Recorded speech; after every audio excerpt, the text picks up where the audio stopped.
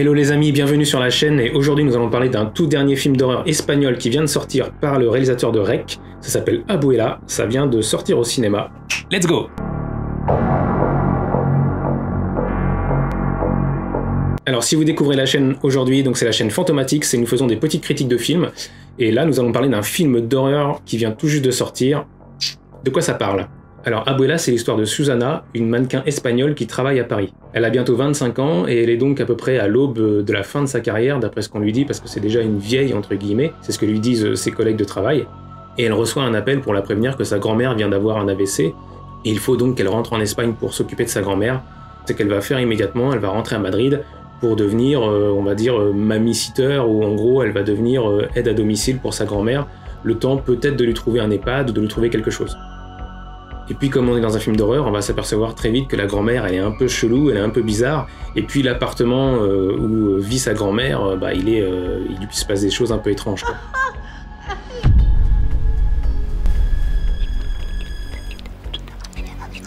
Donc ce film est réalisé par Paco Plaza. Paco Plaza, c'est le réalisateur de REC 1, REC 2, enfin co-réal de REC 1 et REC 2. Il est réal seul de REC 3 et de Veronica aussi, un autre film d'horreur espagnol qui est pas trop mal. Donc dans ce film, dans Abuela, il arrive quand même à faire quelque chose de très sympathique dans un quasi huis clos. C'est-à-dire que le film, alors au début on voit un petit peu la ville de Paris avec la vie ordinaire entre guillemets de l'héroïne principale. Et puis après on la délocalise avec, vous connaissez un petit peu les structures d'un scénario, donc l'appel de l'aventure, donc elle se délocalise, elle va en Espagne. Elle rejoint sa grand-mère dans l'appartement de la grand-mère, donc un vieil appartement un petit peu bizarre, avec une atmosphère un petit peu chelou. Et là, on rentre dans une sorte de huis clos où il y a juste quelques aérations psychologiques du personnage quand elle sort pour fumer une clope à l'extérieur de l'appartement ou des choses comme ça. Mais sinon, le reste se passe dans l'appartement, dans les couloirs de l'appartement, dans les différentes pièces de l'appartement. Et le réalisateur arrive vraiment à faire quelque chose de très intéressant, c'est-à-dire qu'il arrive à déstructurer un petit peu l'espace, dans le sens où l'appartement, qui doit pas non plus être immense, paraît pourtant très grand à l'image. C'est-à-dire que le couloir en fait principal de l'appartement paraît infini puisqu'il se termine dans l'ombre. En fait, on ne voit pas la fin du couloir. Et puis il y a des pièces où on a l'impression qu'elle change de situation géographique. C'est-à-dire que le personnage principal, donc Susana, arrive dans une pièce, elle regarde la pièce, et le réal, ce qu'il fait, c'est qu'il arrive à balayer la pièce comme ça avec un panneau, il tourne, et on voit une autre entrée de la pièce, et on voit le personnage principal qui est finalement à l'autre entrée. Enfin, ça déstructure un petit peu la situation dans l'espace, quoi, dans l'espace du lieu, et il arrive à créer comme ça un truc un peu bizarre, un peu angoissant, en plus de l'histoire angoissante, déjà qui est à la base pas mal frissonnante, quoi. Après, sur le reste, je trouve ça assez classique. Il y a beaucoup de plans fixes, moi je suis pas très fan de tout ça. Alors en revanche, le travail du DOP, donc du chef opérateur, main dans la main avec son réalisateur, c'est qu'ils ont réussi à faire un appartement qui est comme étriqué, c'est-à-dire que on est avec le personnage principal en fait enfermé dans un truc comme un couvercle en fait sur le personnage principal qui est complètement emprisonné dans cet appartement.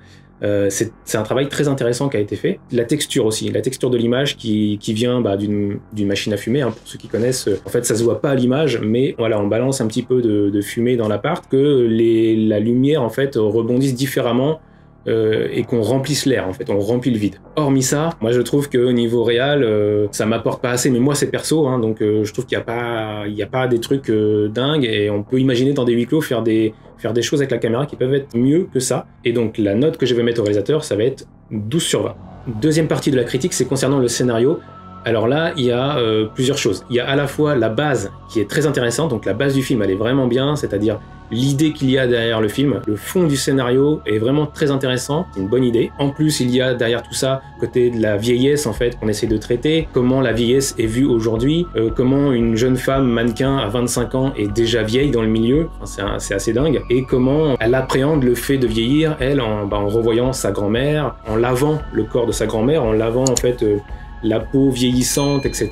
Donc tout cet aspect sur la vieillesse, sur comment aujourd'hui on voit la vieillesse, comment la vieillesse en fait peut faire peur à des gens plus jeunes, parce que elle est mannequin, donc en plus elle est mannequin. C'est-à-dire que son image est son outil de travail, et même c'est la définition de son personnage dans les premières parties quand elle est présentée quasiment que comme un mannequin. Enfin, on connaît pas trop sa psychologie autre que ça, donc elle est caractérisée par le fait d'être mannequin, et donc forcément un mannequin, si elle vieillit, elle peut plus trop être mannequin dans le monde d'aujourd'hui. Néanmoins, j'ai un gros gros problème dans ce scénario, il y a un énorme problème, c'est la scène d'ouverture. Ça, je ne comprends pas cette scène d'ouverture, je sais pas pourquoi ils ont mis cette scène d'ouverture. En fait, dans la scène d'ouverture, le scénario dévoile toutes ses cartes dès le début. Ça vient gâcher complètement le mystère du scénario, c'est-à-dire que le scénario qui aurait été génial s'il n'y avait pas eu cette scène est juste moyen, parce qu'en fait, dès le début, on connaît le mystère. Mais comme on nous donne tout, je sais pas, ça fout en l'air le scénario pour moi. Donc c'est vraiment dommage, parce qu'on avait une histoire très intéressante qui est cassée complètement par son introduction. Néanmoins, un truc qui est vraiment bien dans ce film et qui est très rare, c'est que pour une fois, le personnage principal, alors ça c'est très bien écrit dans le scénario, c'est que le personnage principal, pour une fois, il fait des trucs vrais, c'est-à-dire il fait des trucs réalistes. Par exemple, il se passe un truc, et ben la fille elle a peur, et ben au lieu de se dire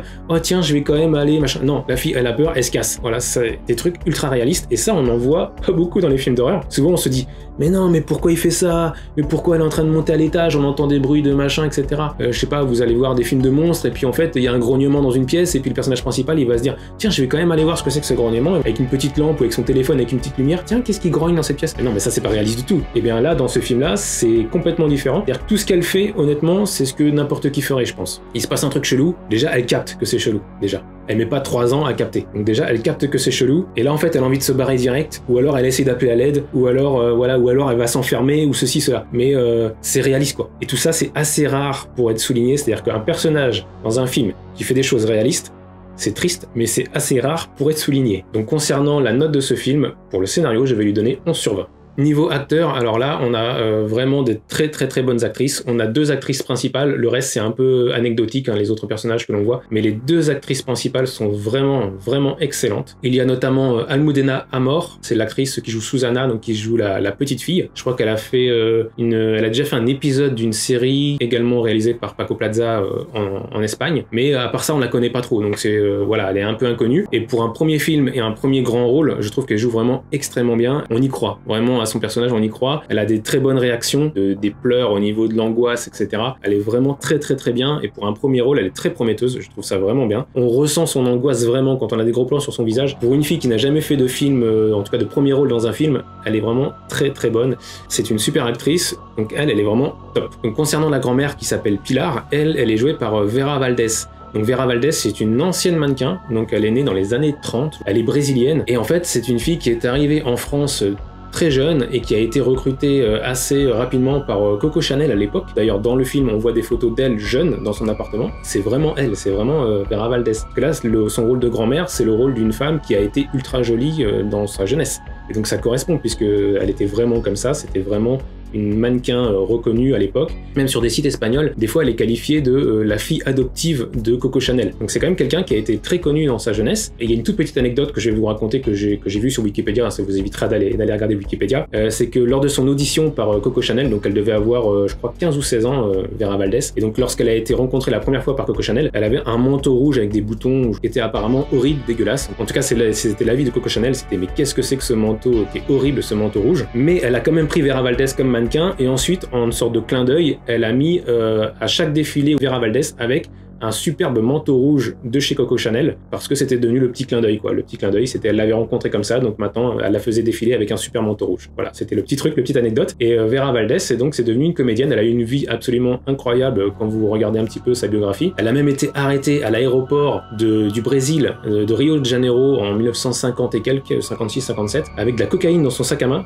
son sac Chanel évidemment. Du coup elle a été emprisonnée, elle a été torturée, elle a été mise à l'hôpital psy, enfin c'est complètement ouf sa vie, parce qu'à l'époque quand même le Brésil ça rigolait pas, c'était une dictature, donc voilà, elle a une vie assez dingue, et elle a une présence, elle a un truc dans le regard, elle est très étrange, elle joue très bien, et c'est une très belle découverte pour moi parce que je la connaissais pas. Et donc pour les 2 comédiennes qui sont l'intégralité quasiment du casting de ce film, je vais mettre la note de 15 sur 20. Et ma note personnelle enfin, alors je vous avoue qu'elle va pas être très bonne. Pourquoi? Parce que la scène d'ouverture du film, pour moi, elle vient tout gâcher. Je comprends pas que la prod, elle ait laissé cette scène. Cette scène, elle montre les cartes du scénario, du réalisateur, de tout, en fait, du mystère qui entoure ce film. C'est-à-dire qu'à la scène d'ouverture, on vous donne un trousseau de clés, et tous les petits mystères qu'on a au fur et à mesure du film, en fait, le trousseau de clés du début vous ouvre tout jusqu'à à peu près la première heure. Donc dès que la première heure est terminée, sachant qu'il reste 40 minutes de film, au bout de la première heure, vous avez absolument tout.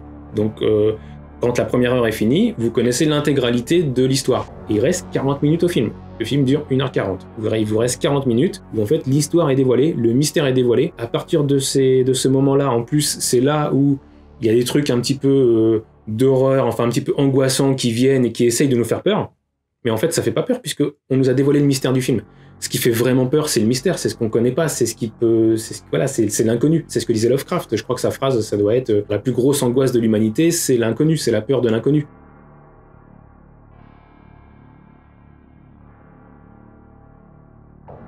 Et là, en l'occurrence, il n'y a plus d'inconnu, donc il n'y a plus de mystère. Donc s'il n'y a plus de mystère, il n'y a plus d'angoisse. S'il n'y a plus d'angoisse, il n'y a plus d'horreur. S'il n'y a plus d'horreur, bah, c'est plus vraiment un film d'horreur. Et donc, concernant cette scène d'ouverture, c'est pour moi le défaut ultime du film, et j'aurais rêvé vraiment de voir ce film écrit et réalisé par Shyamalan. Ça aurait été excellent, parce qu'on aurait eu un twist à la fin. Peut-être qu'on aurait commencé à comprendre au fur et à mesure du film, mais on aurait eu le twist final et tout ça, enfin la résolution de l'histoire, on se serait dit ouais, c'est excellent. Alors que là, on peut pas du tout dire ça, puisque dès le début, on nous donne les clés. C'est un énorme gâchis au niveau de cette première scène, et donc je vais mettre la note personnelle à Abuela de 8 sur 20.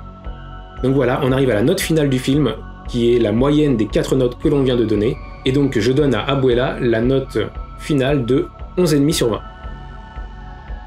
Merci de m'avoir suivi, n'hésitez pas à lâcher des likes, n'hésitez pas à lâcher des commentaires, parce que peut-être que vous n'êtes pas du tout d'accord avec moi, peut-être que vous n'avez pas trouvé que la scène d'intro elle venait tout gâcher, ou peut-être que vous n'avez pas vu Abuela et que vous voulez me mettre un petit message quand même pour me dire est-ce que tu penses que c'est intéressant d'aller voir, etc. Je vous répondrai en commentaire. En tout cas, merci à tous. N'hésitez pas à vous abonner si la chaîne vous plaît. Et moi, je vous dis à très vite, soit pour une review, soit pour une nouvelle vidéo concernant le cinéma, soit pour un live, peut-être, on verra bien. En tout cas, merci à tous et ciao!